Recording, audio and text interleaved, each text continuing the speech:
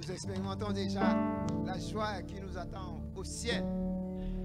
Mais puisque nous sommes déjà du royaume, nous l'expérimentons par la liberté que Dieu nous donne au travers du Saint-Esprit. Et nous sommes vraiment reconnaissants pour cette belle journée, pour ce culte spécial et pour la présence de son serviteur qui est venu de si loin pour exercer son ministère. Nous sommes reconnaissants et tout ce que nous avons reçu de la part de Dieu, nous devons le mettre au service de l'Église qui est son corps. Amen. Tout ce que nous recevons individuellement doivent être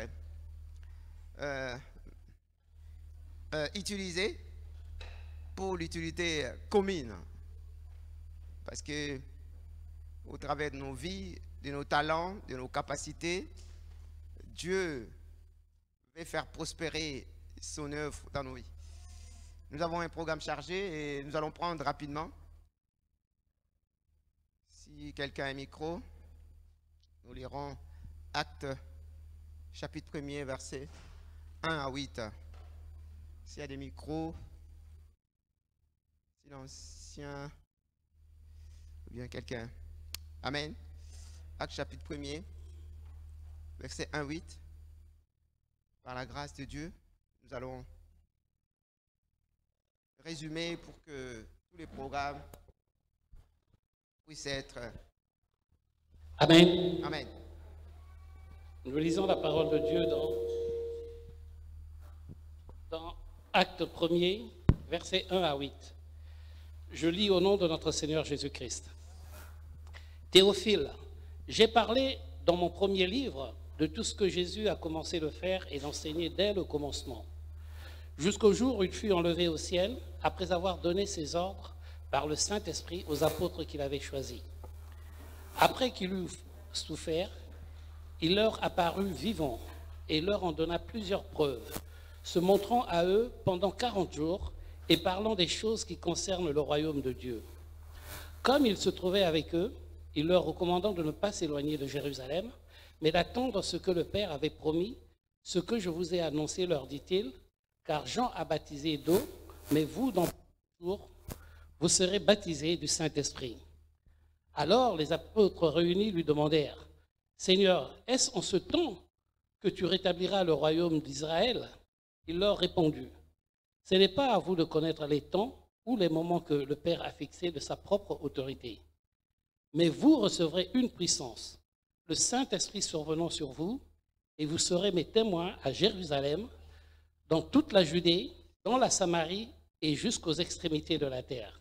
Parole du Seigneur. Amen. Je vais aussi lire un autre passage que nous trouvons dans le livre de Jean, chapitre 7, les versets 37 à 39. Les derniers jours, les grands jours de la fête, Jésus, s'étendant debout, s'écria, « Si quelqu'un a soif, qu'il vienne à moi et qu'il boive. Celui qui croit en moi, des fleuves d'eau vive couleront de son sang, comme dit l'Écriture. » Il dit, c'est là de l'Esprit qui devait recevoir ceux qui croiraient en lui, car le Saint-Esprit n'avait pas encore été donné, parce que Jésus n'avait pas encore été glorifié. Parole du Seigneur. Nous voulons te louer tes grandes actions de grâce, Père, toi qui es avec nous tous les jours, Seigneur, tu nous assistes par ton Esprit Saint, alors que nous voulons partager cette parole, Seigneur. Viens nous assister, viens ouvrir notre intelligence, viens nous accorder la grâce pour que nous puissions en saisir la hauteur, la longueur, la largeur, la profondeur, pour que nous puissions recevoir des forces et des grâces et mener la vie que toi, tu as planifiée avant la fondation des temps. Au nom puissant de Jésus, toute distraction, toute opposition, nous venons les briser dans le nom puissant de Jésus-Christ. Nous avons prié. Amen. Nous sommes toujours dans la période de la Pentecôte où pour la première fois, le Saint-Esprit pouvait habiter les cœurs de ceux qui allaient croire.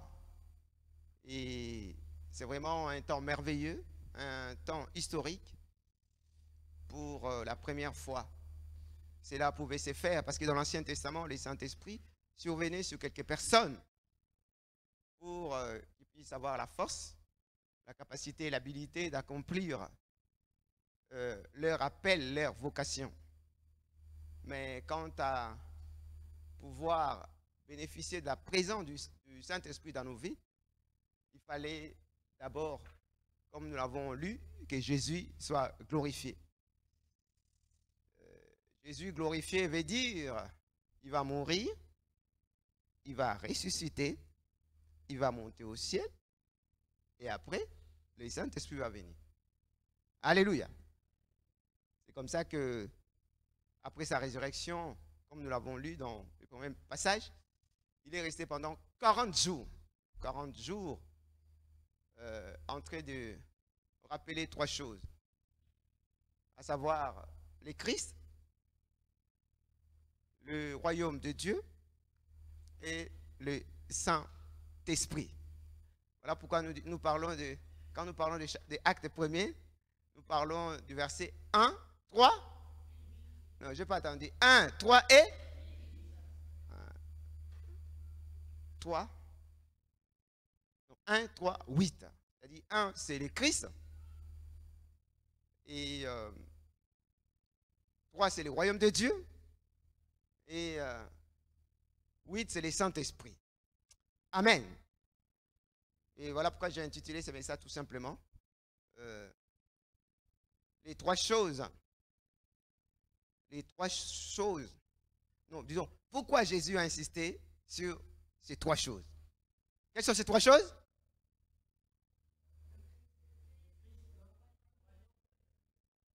Amen. Le Christ, le royaume de Dieu et le Saint-Esprit. Vous imaginez, pendant 3 ans, Jésus-Christ, la parole faite chair, est resté avec les apôtres. Ils ont vu des miracles, des signes, des prodiges. Ils ont vu la résurrection de Lazare, on nous l'a encore rappelé dimanche dernier. Ils ont vu la résurrection du fils de la veuve de Naïm. Ils ont vu la résurrection de la fille de Jairus. Mais quand lui-même était ressuscité, la Bible dit, ils eurent des doutes. Ils eurent des doutes. Ils n'ont pas cru. Ils n'ont pas cru. Et Thomas même a insisté, si je ne mets pas mon doigt, alléluia, je ne peux pas croire. Mais pourtant, ils étaient avec le maître. La parole faite chair. Ils ont vu, ils ont écouté, ils ont touché. Mais qu'est-ce qui a fait qu'ils ne pouvaient pas, ils pouvaient encore douter, ils ne pouvaient pas croire à la parole? Parce qu'il fallait absolument que le Saint-Esprit vienne. Alléluia. Il fallait absolument que le Saint-Esprit vienne. Sans quoi, c'est impossible. Sans le Saint-Esprit, il n'y a pas de vie chrétienne. Sans le Saint-Esprit, tu ne peux pas pratiquer la parole. Sans le Saint-Esprit, tu peux avoir la révélation de la parole. Ta tête peut être remplie de versets de Genève jusqu'à Apocalypse. Si le Saint-Esprit ne t'aide pas, tu ne sauras jamais pratiquer la parole.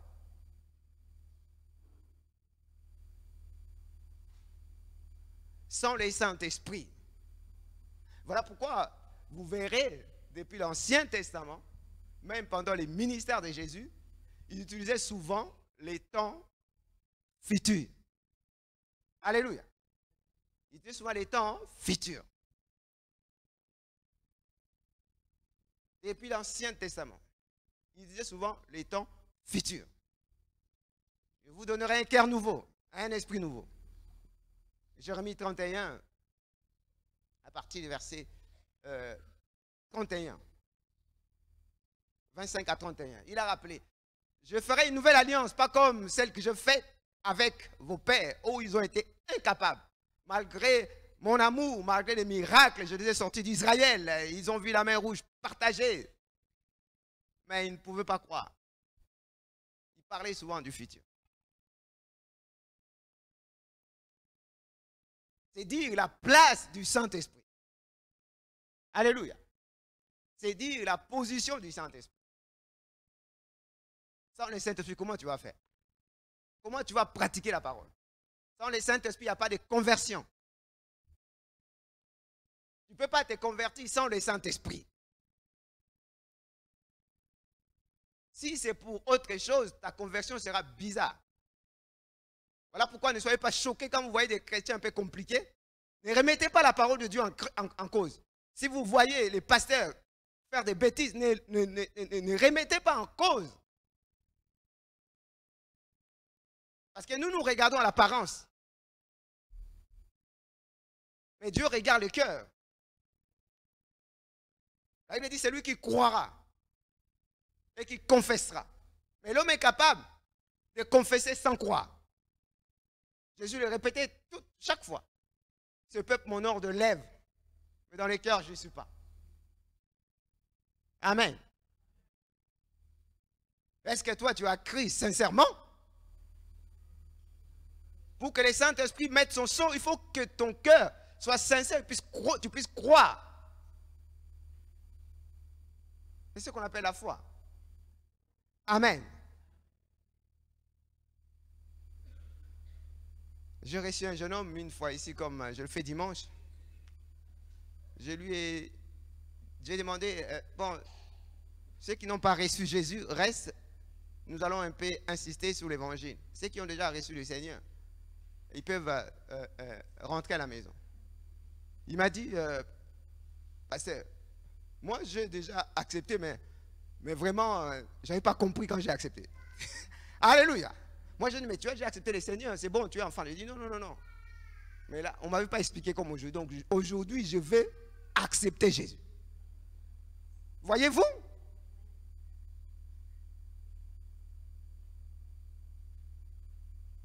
Vous pouvez voir l'église remplie de personnes.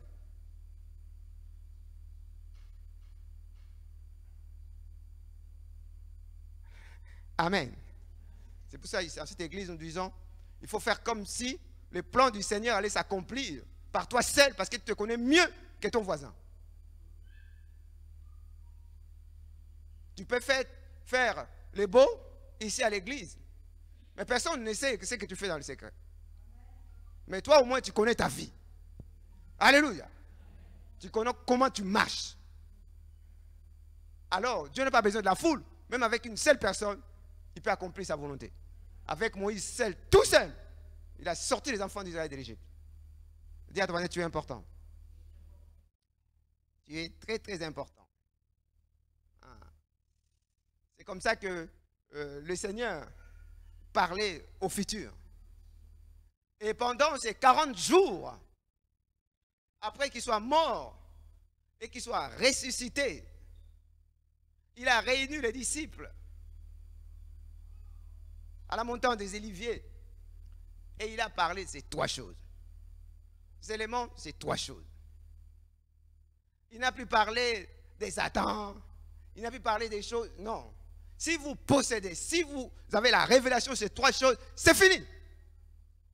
Sinon, si les gens... Pourquoi Jésus pouvait insister sur ces trois choses pendant sa résurrection? Il a résumé toute sa pensée pendant les 3 ans. Sa pensée, il a résumé sur trois choses. Si vous comprenez ces trois choses, c'est fini. Si on ne comprend pas ces choses, voilà pourquoi les chrétiens sont en train de retourner dans le judaïsme.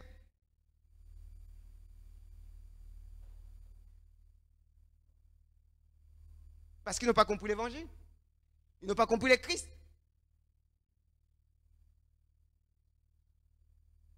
Je connaissais un frère entier, je prie avec lui. Un jour, il revient comme ça, il a mis l'équipa.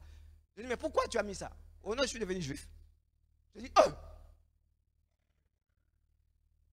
Oh non, j'ai raconté, les gens là-bas, ils ont dit, comme Jésus était juif, pour être un vrai chrétien, il faut d'abord être juif, après tu seras un vrai chrétien.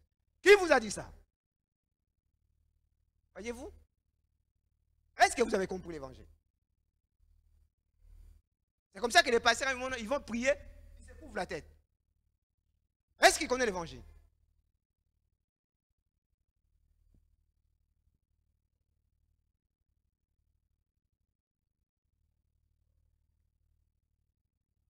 Vous pouvez parler de Satan, de Satan, de Satan.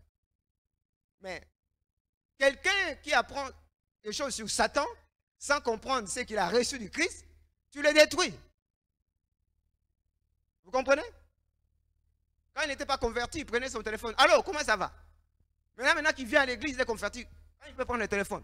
Au nom de Jésus, je chasse tous les démons qui passent par les câbles, par les antennes paraboliques. Oh. Où est-ce que vous sortez ça?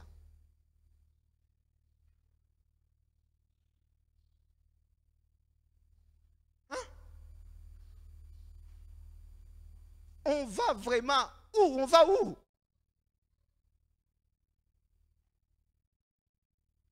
Que le Seigneur, là justement quand on prie à partir de 2 heures jusqu'à 3 heures, qui vous a dit ça? On leur prêche de Christ, ils ne veulent pas. Quand ils mettent seulement, oh non, j'étais au ciel, j'étais monté au ciel, je me suis ressuscité, là vraiment tout le monde y va. Ils ne se contentent pas du Christ, ils n'ont rien compris, voilà pourquoi ils cherchent autre chose. Mais normalement, Christ doit être suffisant pour toi. Dieu a dit, Christ doit être suffisant pour toi. Demande, est-ce que Christ est suffisant pour toi?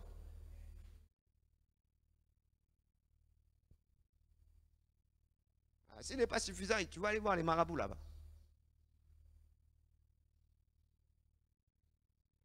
Amen. Que Dieu nous fasse grâce. Il a insisté sur le Christ. Sur 3 choses. Le Christ, le royaume et les Saint-Esprit. Et il parlait souvent au temps futur. Il disait, je bâtirai mon église. Je bâtirai mon église. Il dit à Paul, à Pierre, quand tu seras converti. Et pourtant, il venait de dire, tu es le Christ, le Fils de Dieu vivant. Mais pourquoi Jésus dit quand tu seras converti? Il n'y a pas de conversion sans le Saint-Esprit. La conversion veut dire foi, repentance plus foi égale conversion. Repentance plus foi égale conversion. Tu écoutes la parole, tu te répands sincèrement, et puis tu acceptes Jésus comme Seigneur Sauveur, et le Saint-Esprit libère la puissance de la conversion, de la nouvelle création. Vous comprenez?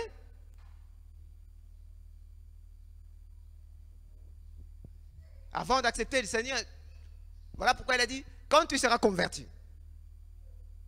Il y a beaucoup de chrétiens, hein, ils ont accepté le Seigneur, mais la conversion véritable vient après 10 ans. Est-ce que vous êtes au courant? Il va commencer à manifester la vie des enfants de Dieu véritable et victorieuse après 10 ans. Il faut qu'il écoute premièrement l'évangile, deuxièmement l'évangile, troisièmement, parlez-moi de l'évangile. Le matin, le midi, soir.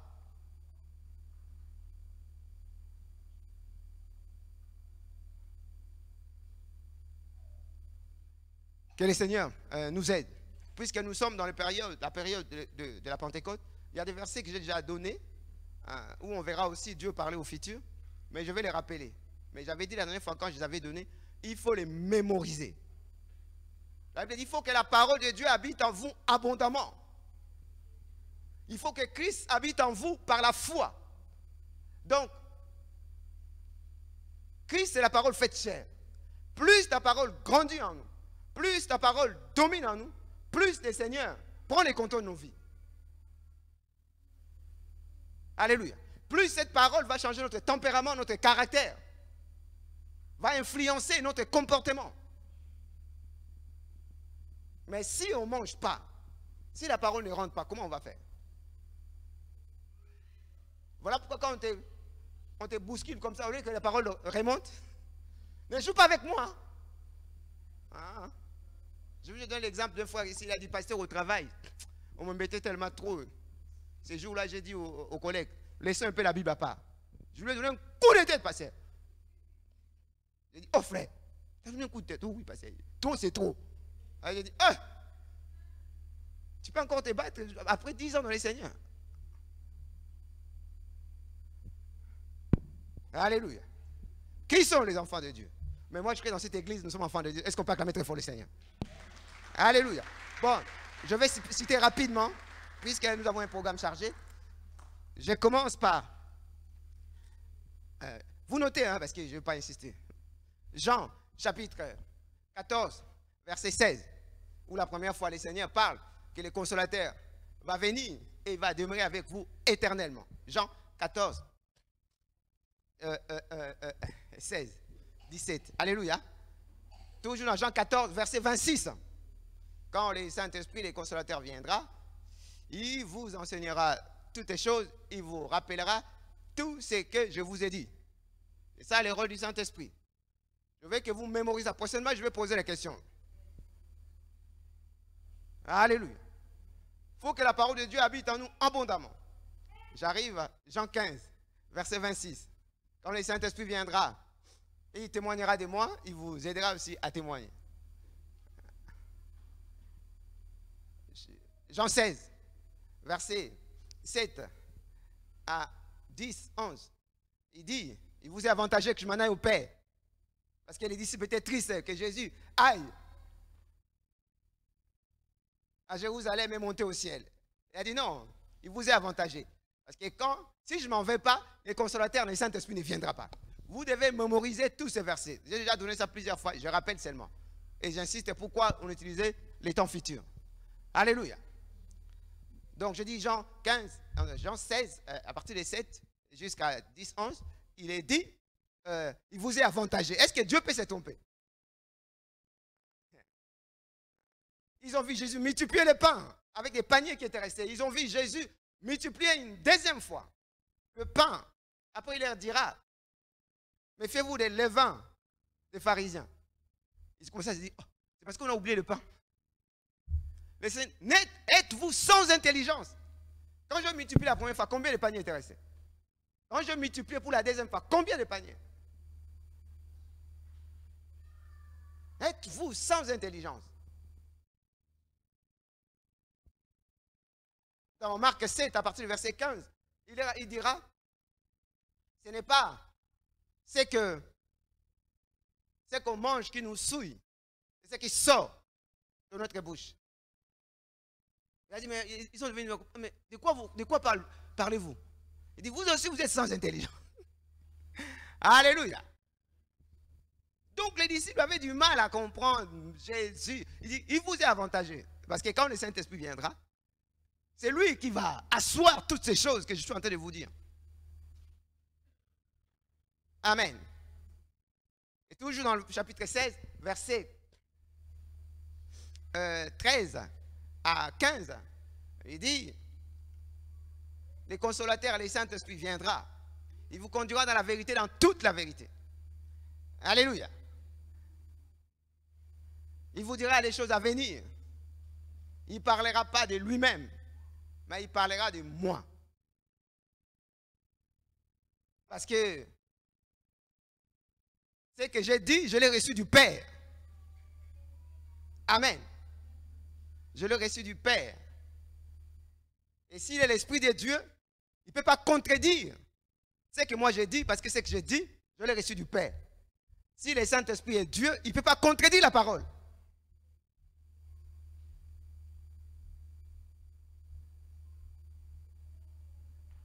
Il dit, vous allez vérifier ne mettez pas foi à tous les prophéties. Ne mettez pas foi à tous les esprits. Vous allez savoir l'Esprit de Dieu quand il va confesser le Christ. Amen. Ne mettez pas foi à tous les esprits. Il y a une sœur qui m'a appelé, pasteur, viens vite à Paris. J'étais malade, le pasteur est venu. Comme je vis tout seul, il a voulu mettre de l'huile. Parce que j'étais malade. Au lieu de mettre sur la tête, il veut mettre partout. Comme je refusais, il a pris son huile, il a fait, tu n'auras pas ça, tu vas voir. Moi, j'ai dit, j'arrive. On va prier, tu n'as pas besoin d'huile. L'huile ou pas l'huile, le Seigneur agit. Mais s'il nous conduit d'utiliser l'huile, c'est biblique. Mais ça ne va pas devenir du fétichisme. Les gens sont habitués dans ces choses. Amen. Le Seigneur peut le faire. Mais toi, tu vas vraiment me dire que c'est ça? Si tu crois que Jésus est le Christ, les brigands qui étaient à côté de Jésus, il y en avait deux. Il y a l'autre qui s'est moqué de Jésus. L'autre a dit, je sais que nous, on est les pécheurs. Toi, tu es le Christ. Je crois, mais souviens-toi de moi. Le Seigneur a dit, aujourd'hui même, tu seras avec moi au ciel. Baptême ou pas baptême, man. Tu seras avec moi. Est-ce que tu connais le Christ? Mais c'est lui qui croit en Christ. Naturellement, il doit se faire baptiser.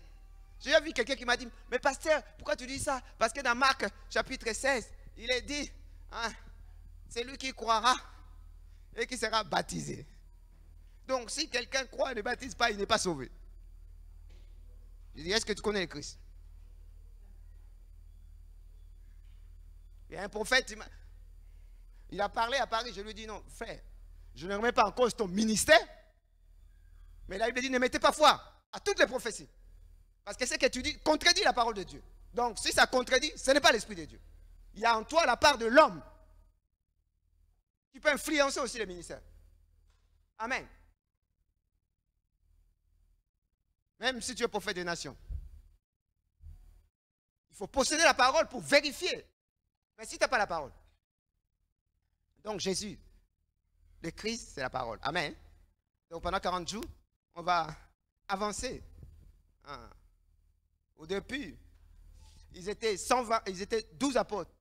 Après, dans Luc 10, qu'on a lu la dernière fois avec les pasteurs, ils sont devenus 70. À la fin, à la chambre haute, ils étaient combien? 120 personnes ont bouleversé le monde avec la puissance qui surpasse toutes les puissances, qui transcendent l'espace et le temps, qu'ils devaient recevoir par les Saint-Esprit. Moi, quand j'étais jeune chrétien, je pensais que Dieu était... Dieu, le Père était Dieu, le Saint-Esprit... Non, Jésus était Dieu, mais le Saint-Esprit, je n'arrivais pas à concevoir qu'il était Dieu, qu'il était un être. Pour moi, c'est une force. Pour moi, c'était une puissance. Donc, dans ma prière, je n'arrivais pas vraiment à visualiser. Non, c'est une puissance, c'est une force. Or, Jésus a dit, allez attendre dans la chambre haute jusqu'à ce que vous allez recevoir. Je vais vous envoyer ce que le Père a promis. Jusqu'à ce que vous soyez revêtis. Donc c'est le Saint-Esprit qui vient en nous, qui nous révèle de la toute-puissance de Dieu.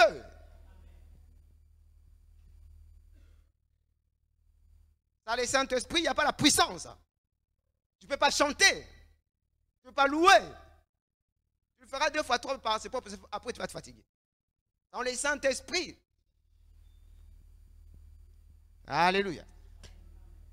Moi quand je me suis converti à des gens, je voyais des gens faire des prières kilométriques. Moi, j'étais toujours là. Notre Père qui est au ciel. Ils m'ont dit, c'est le Saint-Esprit qui fait ça. J'ai dit, Saint-Esprit, donne-moi la prière. Alléluia. Alléluia. Mais le Seigneur m'a dit, avant de prier, il faut manger d'abord la parole. J'ai mangé, mais quand j'ouvre, le Saint-Esprit va puiser dans ce que je méditais. Mange d'abord le rouleau, ensuite parle. Le Saint-Esprit marche avec la parole. Donc, tu as intérêt à méditer la parole nuit et jour. Donc, nous remarquons, il y a un processus. D'abord, Jésus est ressuscité. Il est mort. C'est quelle fête? Jésus mort ressuscité. Mais je n'attends pas trop fort. Il faut avoir la... Amen. Il est ressuscité. C'est ce passage que nous avons lu pendant 40 jours. 40 jours, il leur a parlé. C'est 3 choses. Il a parlé, il a parlé. Si vous avez le Christ, c'est fini. Alléluia. Si vous croyez que Jésus est le Christ, l'agneau de Dieu qui ôte les péchés du monde, si vous croyez qu'il est le Messie qui a été prophétisé depuis l'Ancien Testament, vous serez pardonné de tous vos péchés. Il y a un processus. Pendant 40 jours, il leur a parlé de ça.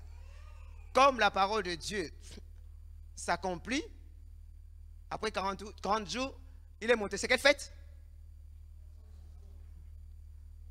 Amen.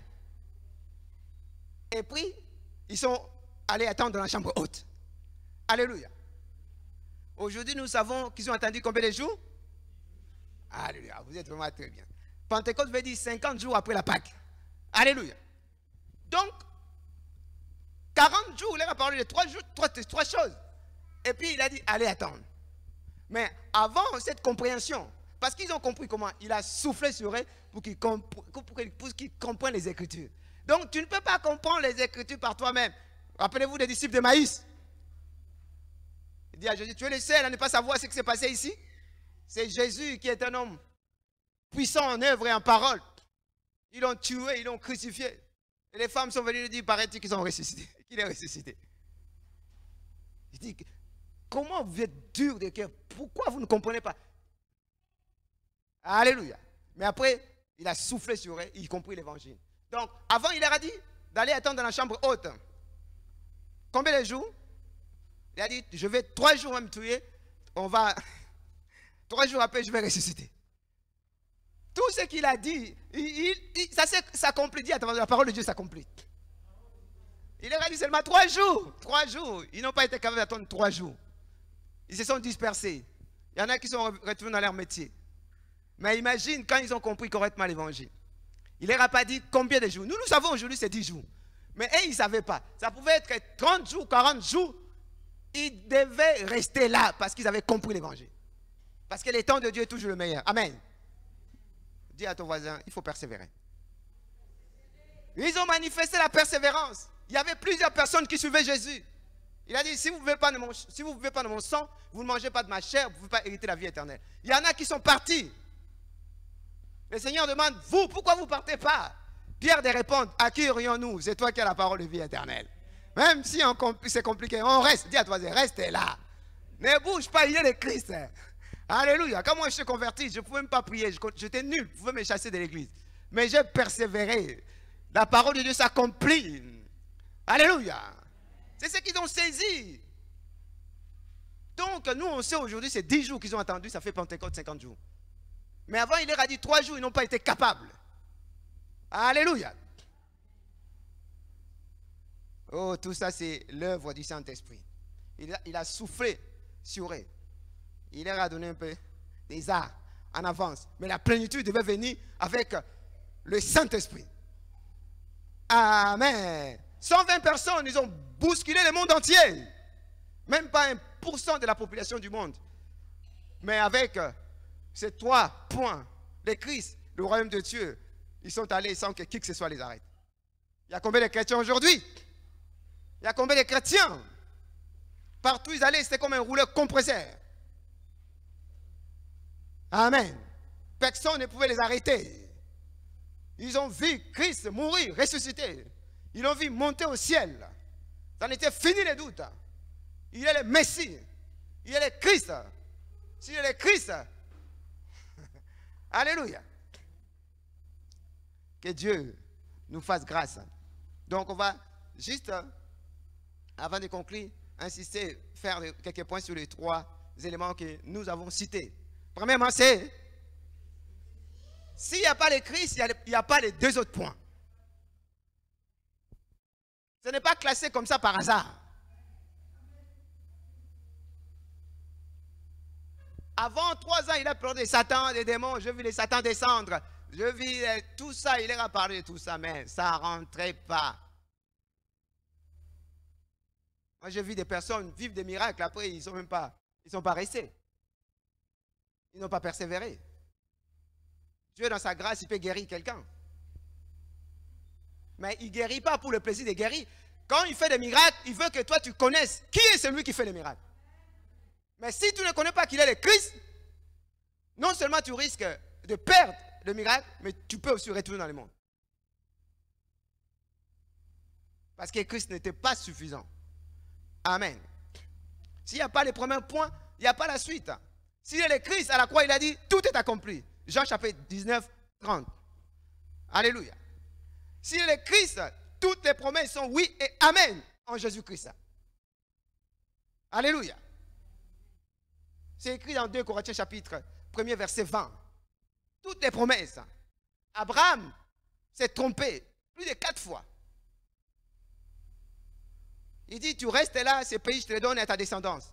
Comme il y avait la sécheresse, il a fui en Égypte. Premièrement. Deuxièmement, Pharaon dit, c'est ta femme est belle. Ne dis pas que tu es ma femme, sinon on va me tuer.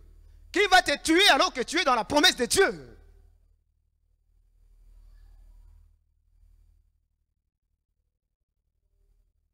Est-ce que tu as compris Christ? Moi, quand j'ai compris ça, c'est fini. Je ne vois pas un sorcier qui puisse me tuer. Je ne vois pas un démon qui puisse me tuer. Alléluia. Tu n'as pas besoin de me prendre la tête avec ça. Jésus est. À moins qu'il ne soit pas le Christ.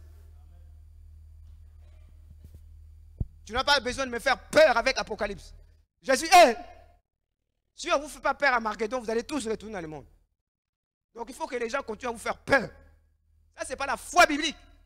La foi véritable, c'est fondé sur l'amour que nous avons découvert au travers de l'œuvre accomplie de Jésus à la croix. Est-ce qu'on peut acclamer les Seigneurs?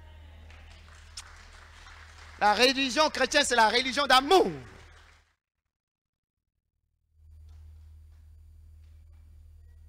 Amen. Que le Seigneur soit glorifié. Voilà pourquoi dans la religion chrétienne, quand on connaît le Seigneur, même si mes collègues de travail ne sont pas chrétiens, je les aime. Même si dans ma famille, il y a des personnes qui n'ont pas encore accepté le Seigneur, ils restent nos frères et sœurs. Alléluia. Mais je sais une chose, il y a une promesse. Crois au Seigneur Jésus, toi et ta famille sera sauvée. Donc, c'est tout simplement pourquoi on l'a appelé le Christ. Ça rappelle les trois fonctions dans l'Ancien Testament. Bien aimé, il faut comprendre ces choses. Pourquoi Jésus a insisté sur ces trois choses? Le Christ, le Messie. Et dans l'Ancien Testament, il y a trois personnes. Christ, Messie veut dire celui qui a reçu l'onction. Celui qui a reçu l'onction. Celui qui a été oint pour accomplir les projets de Dieu. Amen. Et on répète souvent ici, dans l'Ancien Testament, il y a trois personnes qui recevaient l'onction. C'était une huile spéciale qu'on devait fabriquer. Et cette onction était réservée aux prophètes. Alléluia. Alléluia. Les prophètes, c'est celui qui montre les chemins. Ça a été donné aussi au roi. Pour devenir roi, pour que David devienne roi, il fallait l'huile d'onction. Mais à la fin, c'était réservé à qui aussi? Au sacrificateur. Alléluia. Alléluia. Ce n'était pas encore l'onction vraiment véritable du Saint-Esprit, mais c'était une huile spéciale qu'on préparait pour que lorsqu'on déverse ça sur la tête de ces personnes, ils reçoivent la capacité, alléluia, l'habilité d'accomplir les projets de Dieu. David doit être revêtu de cette puissance, de cette grâce pour gagner les guerres. Amen. Le roi, son rôle était de commander le pays, mais aussi faire la guerre. Le sacrificateur, son rôle, c'était de se présenter devant Dieu, faire l'offrande. Alléluia. Et faire les sacrifices. Et les prophètes, son rôle, c'était de montrer les chemins, vous montrer les chemins. Mais pour cela, il faut avoir l'onction. Mais pour que Israël soit prospère, il faut que ces trois personnes soient, dans la même période, restent fidèles à Dieu. Le sort d'Israël dépendait de la fidélité de ces trois personnes. Mais c'était rare pour les seigneurs, dans une même période, plus ou moins longue, de voir les rois fidèles, les prophètes fidèles, les sacrificateurs fidèles. Il y a des prophètes qui prophétisaient par balle. Le roi David a tué ce soldat pour prendre sa femme. Aidez-moi encore. Le sacrificateur Aaron lui-même et ses enfants ne pouvaient pas faire les choses correctement. On a même pris l'arche d'alliance. Les Philistins ont pris l'arche d'alliance. Donc, qu'est-ce que les hommes ont besoin pour être heureux? Est-ce qu'ils ont besoin de la bière? De la drogue? Alléluia. Tu ne peux pas être heureux. Il a dit à Pierre, tu es heureux. Parce que tu confesses le Christ, parce que tu as reconnu que je suis le Christ. Ce n'est pas la chair ni le sang, c'est mon Père. Amen. Tu es heureux. Dis à ton voisin, est-ce que tu es heureux? Tout à l'heure, on était en train de danser là. Mais il y en a quand ils vont sortir de l'église.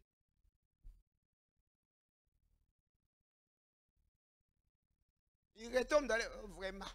Moi, vraiment, j'ai la poisse. J'ai la malédiction. Vraiment. Rien ne va. Alors pourquoi tu as dansé tout à l'heure? Mais ça va venir du Saint-Esprit. Quand ça vient du Saint-Esprit, qu'il pleuve, qu'il neige, Dieu est bon. Licenciement ou pas de licenciement, Dieu est bon. Parce que cette joie ne dépend pas des choses de ce monde, mais la présence de Dieu par le Saint-Esprit dans nos vies. Alléluia. Donc Dieu avait du mal dans une même période. Mais Jésus est venu comme le véritable Christ. Dis à toi, le véritable prophète, le véritable roi, le véritable sacrificateur. Alléluia. Regarde, à cause du péché, Adam et Ève ont été chassés de la présence du Seigneur. Alléluia. Oh Seigneur, aidez-nous. Que le Seigneur nous aide. Donc, je voulais insister sur ça. Si le Christ, si les hommes à cause du péché ont perdu le chemin qui conduit à Dieu, Jésus est venu comme le véritable prophète. Je suis le chemin, la vérité et... Donc, il n'y a pas possibilité d'aller vers Dieu sans Jésus-Christ. Parce que Dieu ne peut pas être avec le pécheur. Les jours où vous en mangerez, vous mourrez. Ils ont mangé, ils ne sont pas morts physiquement, mais ils sont morts spirituellement. Alléluia. Ils n'ont plus la communication avec Dieu. Leurs décisions sont prises par rapport à ce qu'ils voient, par rapport aux 5 sens. Leur esprit était mort. Il ne peut pas trouver les chemins. Et si on ne trouve pas le véritable prophète, alors qu'est-ce qui se passe? On va tomber dans la religion. La religion, c'est la démarche humaine séparée de Dieu avec une intelligence obscurcie qui veut atteindre le Dieu trois fois saint. Est-ce que c'est possible? Est-ce que c'est possible? Le christianisme, c'est Dieu qui est amour, qui nous avait patouché dans la boue du péché. Il est venu pour nous montrer comment on doit faire.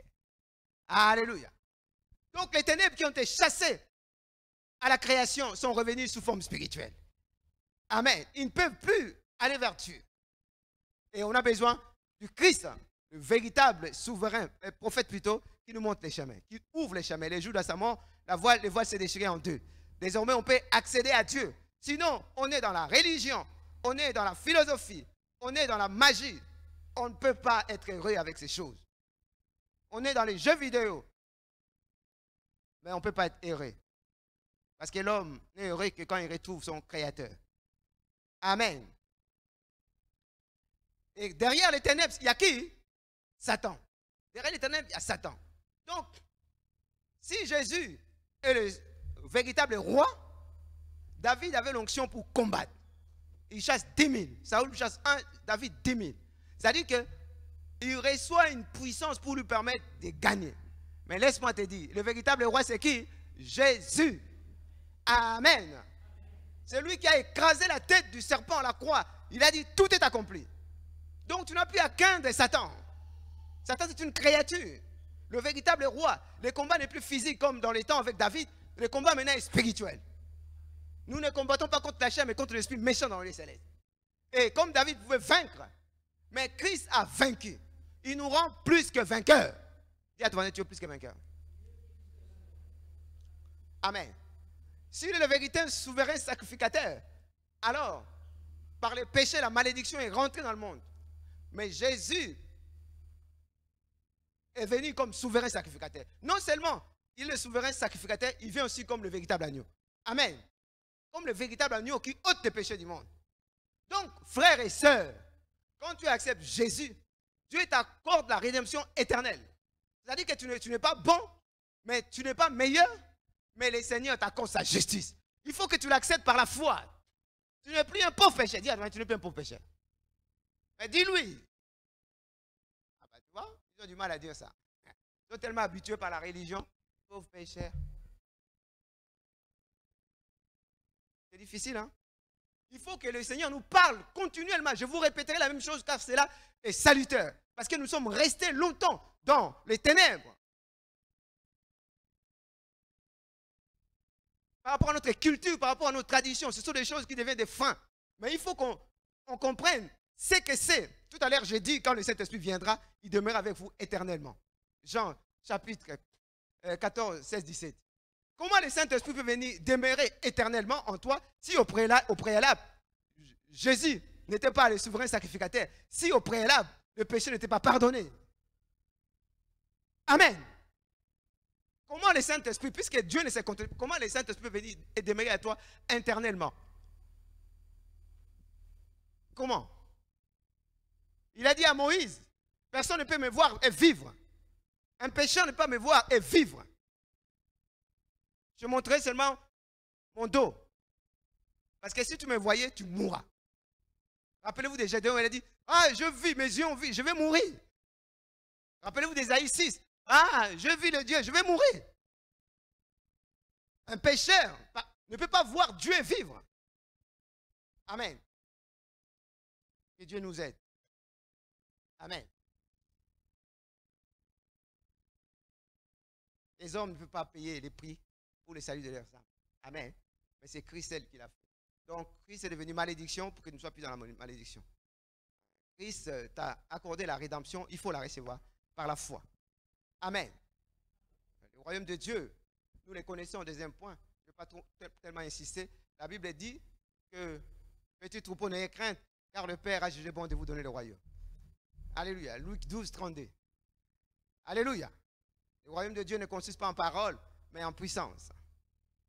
1 Corinthiens 4, verset 20. Alléluia. Le royaume de Dieu, dans Romains 14, verset 17, c'est la joie, la paix et la justice par le Saint-Esprit. Amen. Donc, si notre arrière-plan devient le royaume de Dieu, c'est fini. Il faut avoir les assurances. Voyez-vous pourquoi l'Ukraine, pourquoi le président de l'Ukraine fait les gros dos? Parce qu'il y a l'OTAN. Amen. Alléluia. Mais ton arrière-plan, c'est le règne de Dieu. C'est le trône de Dieu. Ce ne sont pas tes parents. Ce ne sont pas tes arrière-parents. Même s'ils ont été magiciens. Même s'ils ont été sorciers. Tu n'as rien à voir avec eux. Tu es enfant de Dieu.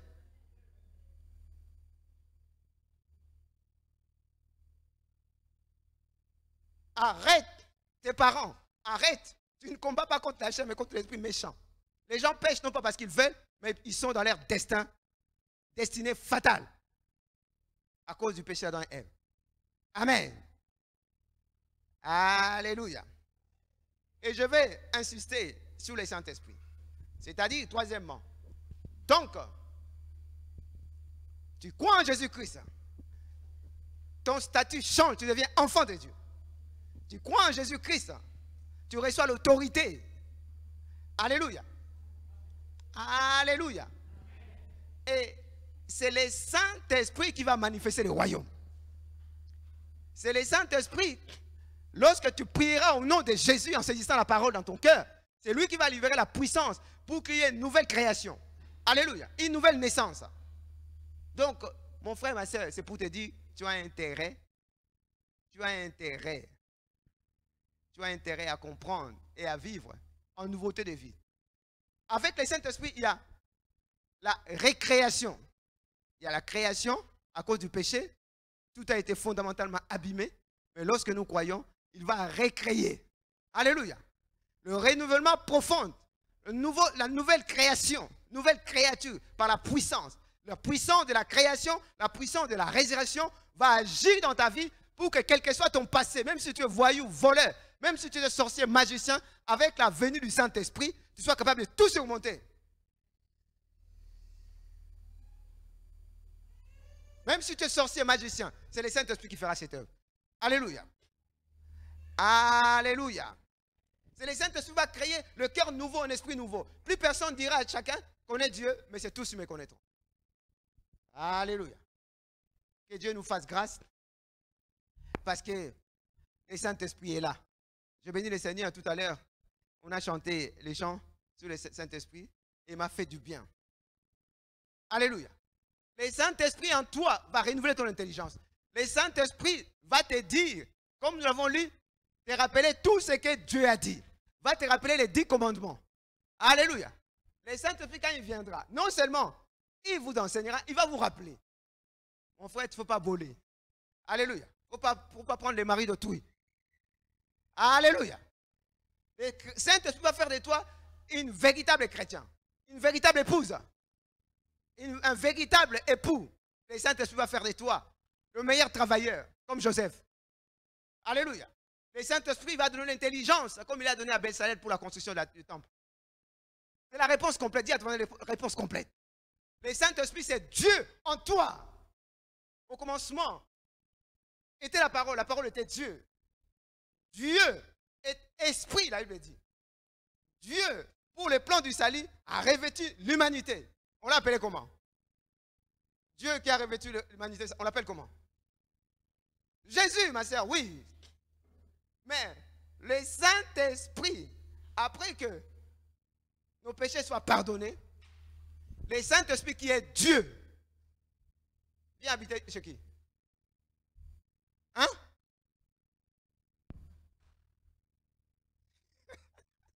Bon, c'est un mystère. Vous ne pouvez pas voir ce que nous sommes devenus en Jésus-Christ. Parce qu'il a donné la terre au Fils de l'homme. Dieu, pour qu'il agisse sur la terre, il faut qu'il passe par l'homme. Satan passe par les païens, par tout le monde. Dieu n'avait personne. Comme il n'avait personne pour réaliser son plan, il s'est fait chair pour que le pardon soit accordé. De façon que l'Esprit qui est Dieu, l'Esprit qui est Dieu, qui était en Jésus, l'Esprit qui est Dieu vient désormais habiter en toi parce qu'il ne peut rien faire sur la terre sans passer par ses enfants.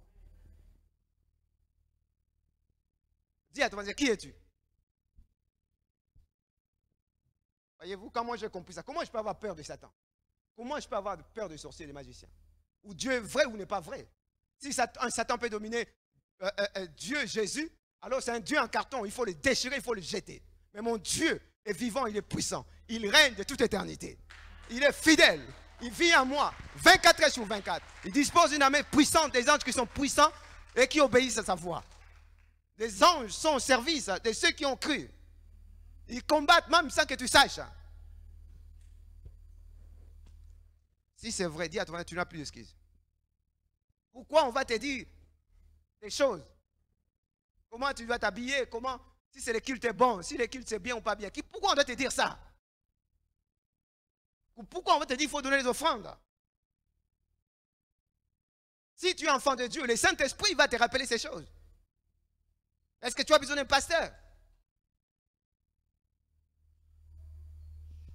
Bon, voilà pourquoi la Bible dit, n'attristez pas le Saint-Esprit. Pour conclure, parce que vous comprenez, sans le Saint-Esprit, il n'y a pas de vie chrétienne. N'attristez pas le Saint-Esprit avec lequel vous avez été scellés pour la rédemption. Il y a la première rédemption, que le Saint-Esprit vient en nous aujourd'hui, mais il y aura le retour de Jésus. Ceux qui seraient restés fidèles, Dieu nous a donné la puissance du Saint-Esprit pour qu'il nous garde dans la foi jusqu'au bout. Dans Éphésiens chapitre 4, n'attristez pas le Saint-Esprit. Hein? Et dans Thessaloniciens 1, 5 à partir de 16 jusqu'à 21, il dit, n'éteignez pas l'esprit. C'est ma prière pour vous, afin que nous puissions honorer le Seigneur par nos vies, que nous puissions nous engager complètement, que nous soyons des hommes et des femmes de conviction. La Bible dit, tout ce qui n'est pas conviction est un péché. Ne chante pas parce qu'on te pousse, ne donne pas parce que les gens font, sinon tu vas attrister le Saint-Esprit. Et qui va nous garder? Soyez bénis.